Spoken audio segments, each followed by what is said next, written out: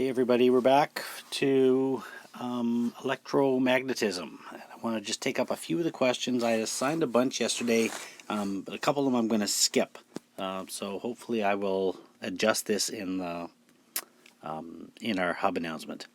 Okay, so I left you with these questions here from 1 to 7. I'm only going to do half of them.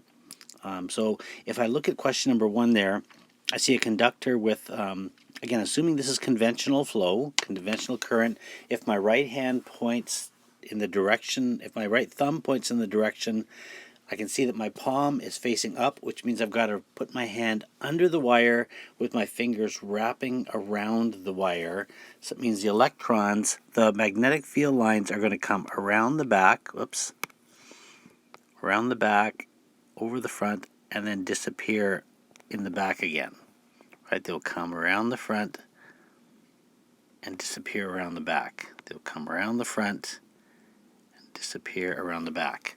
Again, just kind of visualize if you put your right hand under the wire and then with your thumb pointing right and then wrap your fingers around the wire, your fingers show the direction for electron flow, for magnetic field lines. If I look at the B picture there, I can see there's an X, which means it's going into the page, right? That's like the back of the arrow that I can see going away from me. So my thumb has to point down towards the page, and my fingers curl clockwise around the conductor with the field lines going that way, right? Because that's the direction that my fingers are pointing, clockwise around the wire. If I move down to question 2, it says copy the diagrams into your book and label the direction of the conventional current. So if I look at the first one, again, I can see the field lines are going under the wire and then coming up around the front and over the front. My thumb is pointing right, so that's telling me that the conventional flow is that way. If I look at B, again, I can see that my fingers have to wrap over the top, right hand, wrap over the top and around the wire, and my thumb points left. So the current in this one has to be flowing to the left. If I look at the C picture, again, my right hand, my fingers wrap counterclockwise around the wire with my thumb pointing up, which means the current is coming towards me. Okay, and there's the dot there to show that the current, the conventional flow, is coming out of the conductor, out of the wire, towards me. Okay, so there's 1 and 2. Question 3, I'm just going to skip question 3. Let's go to question 4.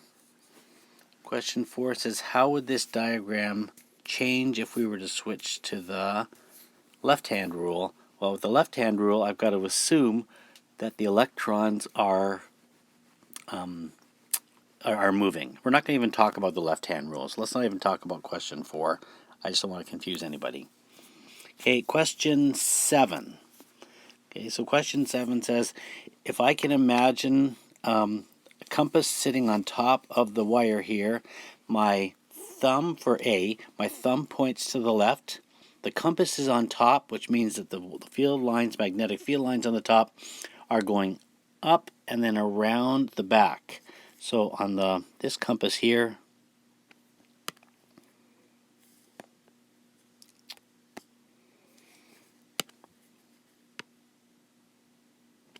okay, so my field is going to go that way. And if I look at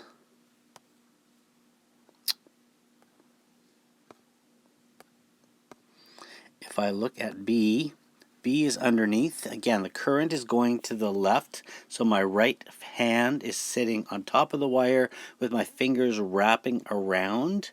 So if I was to see what that bottom one looks like, it would actually, underneath the wire, would actually be pointing this direction underneath the wire. Right? If I was to be able to see through the wire. If I look up down to, well, I guess that's it. Okay, so there's 1, 2, and 7. Okay, I'm going to move down to the other set of questions. I'm only going to do 1 and 2 on this page. It says copy these diagrams, draw the direction of the conventional current or the magnetic field lines.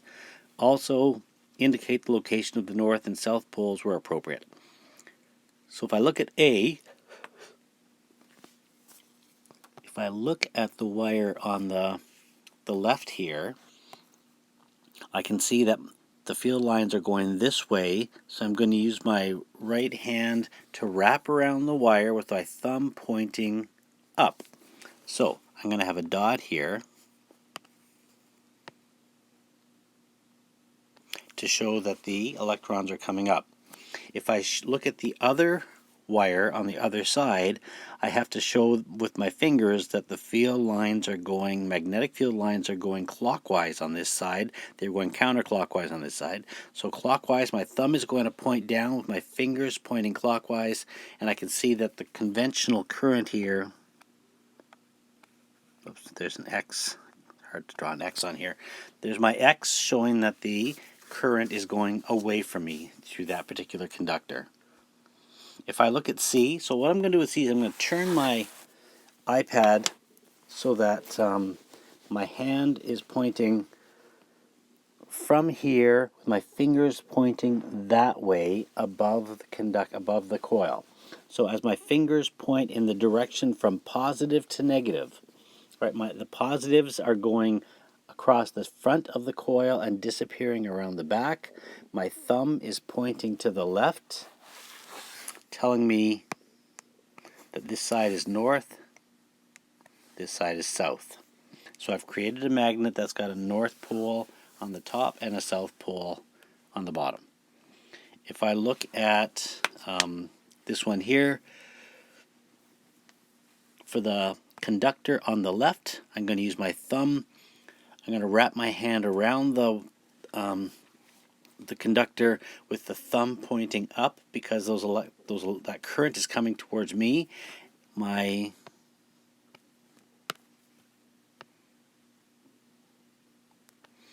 field is going this way.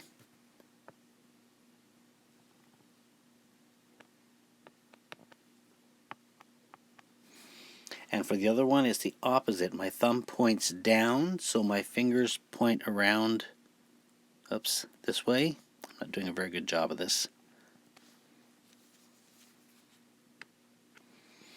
And because they're going in the same direction, they won't cross. I should have left a little more room. Oops, because they can't cross. Right, but that's basically going to be my picture, and ultimately there's going to be a force pushing them apart. This wire is going to get pushed this way, this wire is going to get pushed this way. And then D there, so I can see again, I'm going to turn my iPad so that I can lay my hand down. I'm actually laying my hand down right here with my fingers going under the coil, right? Because the positives are going behind the coil and wrapping over the top. So my thumb is pointing this way. So the north is going to be at this end and the south is going to be at this end. Right? So we can see, I personally find it a lot easier to be able to move my screen as much as, or maybe even more so, than moving my hand into different configurations to try and make this work. So I might actually get rid of all this and just put north here, and the south would be the other one.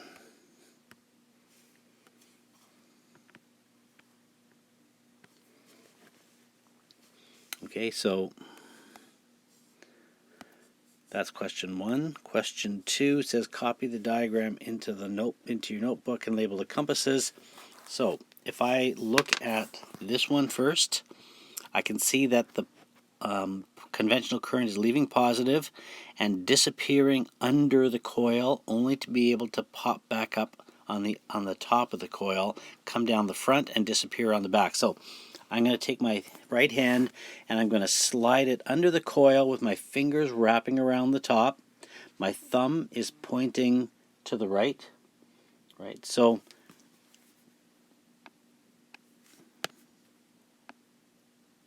my field is that way. and the same at the other end. If I look at picture B, so again, my right hand shows that the electrons, that the conventional current is on the top here coming towards me, and on the bottom disappearing underneath. So on the top they're coming towards me, so I'm going to take my hand again and wrap it under the coil with my fingers coming towards me on the top and my fingers pointing into the page at the bottom. Again, my thumb is pointing to the right, so again I'm going to get the same answer that I had a moment ago. I'm going to end up with my 2 compass needles pointing that way. Right, always away from north, because remember I'm making this north and this south, and my compass needle always points away from north and towards south. Right, away from north and towards south. Okay, so there's some of the questions from yesterday's homework. For me, that would have been earlier today. Okay, and now I want to look at the motor principle, because the motor principle has changed the world. Right, the motor principle allowed us to take electric current and use it to generate force, which ultimately created the electric motor. Right, and the electric motor has given us basically all of our industry. Right, there's just so much that we've been able to do since the advent of the electric motor. Okay, so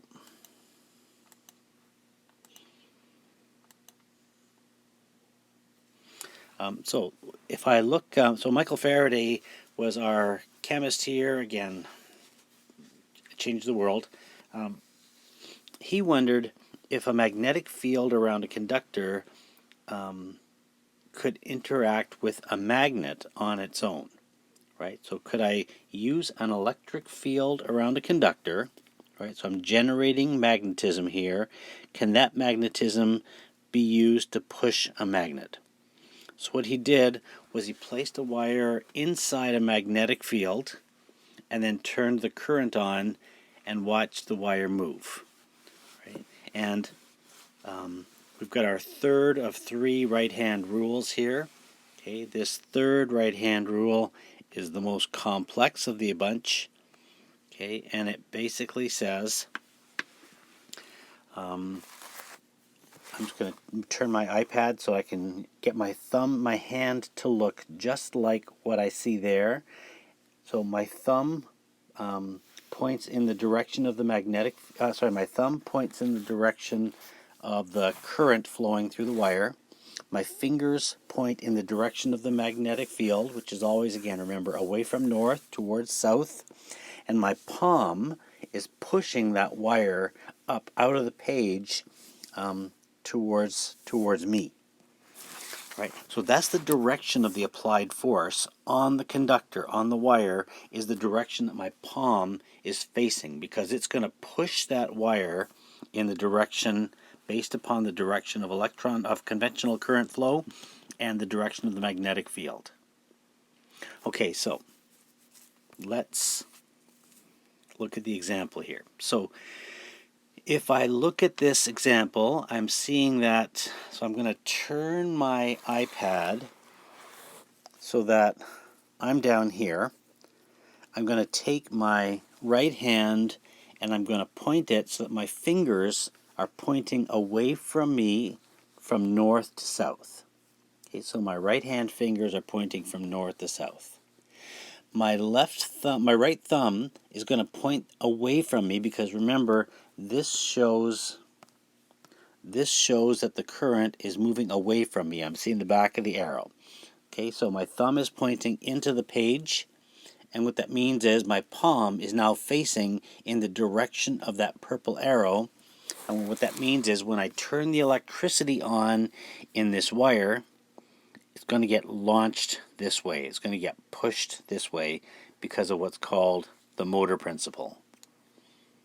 Okay, so what that means is if I put a conductor inside a magnetic field, an external magnetic field, and then turn the electricity on, the magnetic field that's produced here will interact with this magnetic field and cause the wire to move in one of two directions, either up or down. Okay, I've got three dimensions of motion of components here, right? One is left to right, one is into the page, and one is down the page, right? So everything is perpendicular to itself, to each other in this motor principle. Okay, so let's look at the examples here from our textbook. So if I look at this one here, so I'm going to turn my iPad upside down so my fingers can now face away from me from north to south. My fingers are pointing north to south, right? Parallel to the fingers in this picture. My thumb is pointing into the iPad because of the X. My palm shows me that the wire is going to get pushed into the horseshoe, into that magnet. Pushed to the left. It was to the right when I was upside down. I'm going to take for B, I'm going to do the same thing. I'm going to turn my iPad so that my hand can be parallel to the hand that I see there. Fingers pointing from north to south. The thumb now is pointing directly straight up away from the iPad, right, towards my ceiling, right, because this means that the current is flowing out of the conductor. And my palm is now pointing in the direction of the green arrow, which means that wire is going to get pushed out of the horseshoe magnet, right, when I turn on the current. Okay, so there's the premise, right? There's the basis of how this works. If I look at the questions here on problem 1, again, I'm going to turn my iPad upside down so my fingers can point from north to south for A. Okay, so my fingers are pointing straight away from me, from north to south. My thumb is pointing up because I see a dot, which means the current is flowing straight up out of the page. My palm is pushing in this direction. That's the direction of the force. If I turn the electricity around the other direction in B, so my fingers are still pointing from north to south the same direction, now my thumb goes into the iPad, right? It's pointing directly down at the iPad, and my palm is pointing into the horseshoe, right? So my wire is now going to get pushed. Come on.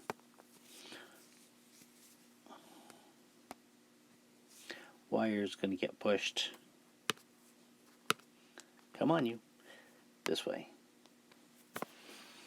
Right, so depending on which way, I've got the same magnet in the same orientation. All I've done is I've changed the direction of the conventional current flowing here, right? And I've changed the direction that the wire is going to get pushed. Now remember, copper typically isn't magnetic, right? If I try to pick up a copper wire with a magnet, it won't do it. Magnets only work with certain metals, so copper is not a metal that would normally be magnetic. But copper is a great conductor of electricity. So as soon as I run electricity through that copper wire, it now has its own magnetic field that can interact with this magnetic field, which causes it to be pushed to the right. If I move down to C here, so I'm going to turn my iPad. So here I am down here now, looking up because my fingers have to point away from north towards south. So my fingers are now pointing from north to south. I'm going to have to turn my hand so that the palm is facing down and my right thumb is pointing in the direction for electrical current, and my palm is going to push that wire down into the iPad. Right? It's going to push it towards the floor in my room. Right? So it's going to get pushed. If I use X's and dots to represent towards me or away from me, I'm going to put an X on here to show that it's going to get pushed down away from me. All right, so that is the motor principle. Now, think, how does that doesn't look like a motor to me. Okay, what I'm going to do with the motor principles, I'm going to look at how a DC motor works. So for a DC motor, I'm going to start with an external magnet. So here's my north pole, and there's the other half, that's the south pole of a magnet. Now, in between the two is I've got this coil of wire, and the coil of wire, I can see it has current flowing through it so that it's flowing around the back and over the front. What that means is my thumb is pointing to the right of the coil. That makes the right of the coil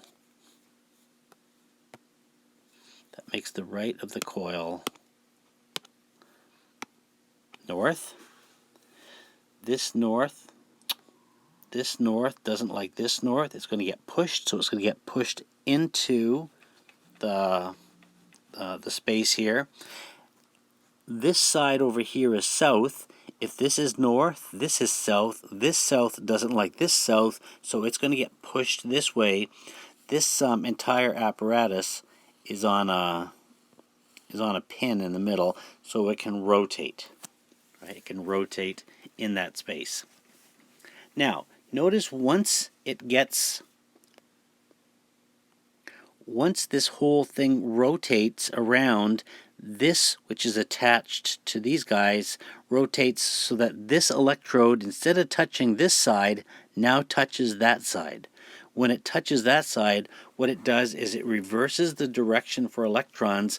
So as this gets attracted to the north, all of a sudden the direction for electron flow changes, it reverses, and what was now south here gets switched into a north, and it doesn't want to be here either. So as it's coming around, it gets pushed by this north and continues going around.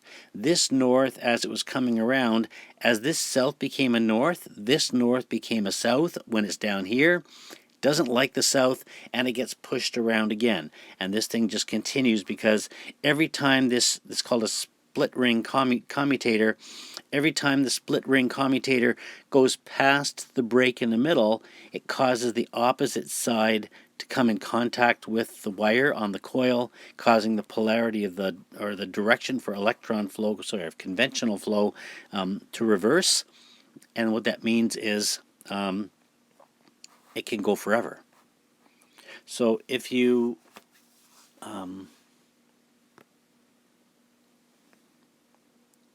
now these little metal electrodes here are called brushes. They're metal brushes, and they basically are, I'm not sure why they're called brushes, they're just a little metal strip, and they are basically the electrodes that come in contact with the commutator. So there's a really in-depth discussion of how this works. Again, I can see that in the picture here, this side is positive and this side is negative. So as the conventional flow comes along here and touches A and comes around this way, I'm going to turn my iPad and my fingers go over the top, showing me that north is indeed over here. Okay, which means south is over here. Right? If I look at the B side, again, I'm going to turn my iPad around so my fingers on this side go under the coil and wrap around and come over the top. So again, my fingers go around and over, showing me again that this side is north. So both parts of this coil, this side here and this side here, are both making this north and this south. South doesn't like south, and it's going to get pushed. It's going to get spun around. The north doesn't like north, and it's going to get spun around.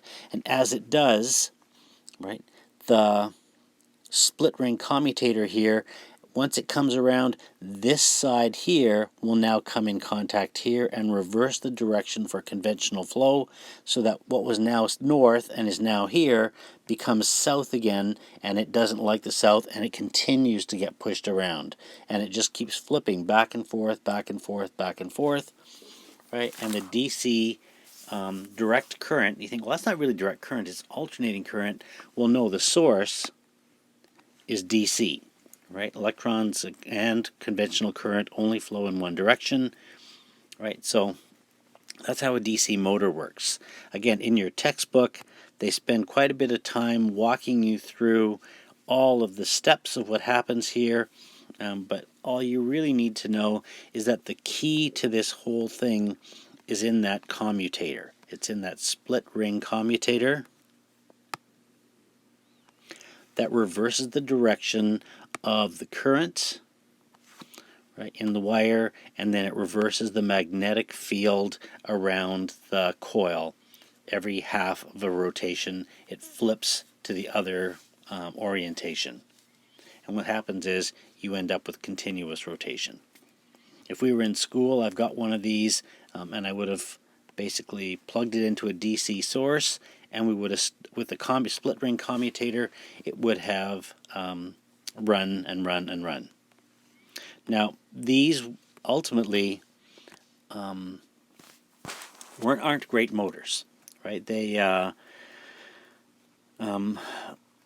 ultimately, the magnetic field that we end up generating inside the coil is not very strong, and what that means is to get enough magnetic field, I need a very high amount of current, right? And what that high current, remember, anytime electrons are moving fast, right, it causes heat to build up, right, and then these things would burn out, and you'd have to replace them after a very small amount of time. Now, today we use solenoids, we use coils like the ones you see in the picture here, right? And those coils can generate quite a lot of current by just winding the coil around the core many times. And then we know that we can also use a soft iron core in the middle here, which again is this thing in the center here, and it makes the magnetic field around the electromagnet that much stronger. Okay, so that's basically the end of chapter 17 in our textbook.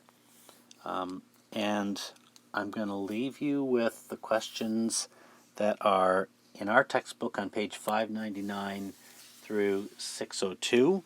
Most of them are just saying which direction is the current moving, or which direction is the north, and which side is north and which side is south of our coil, and or which direction is the conductor going to get pushed if there is current moving through a conductor in an external electric field, right? The motor principle.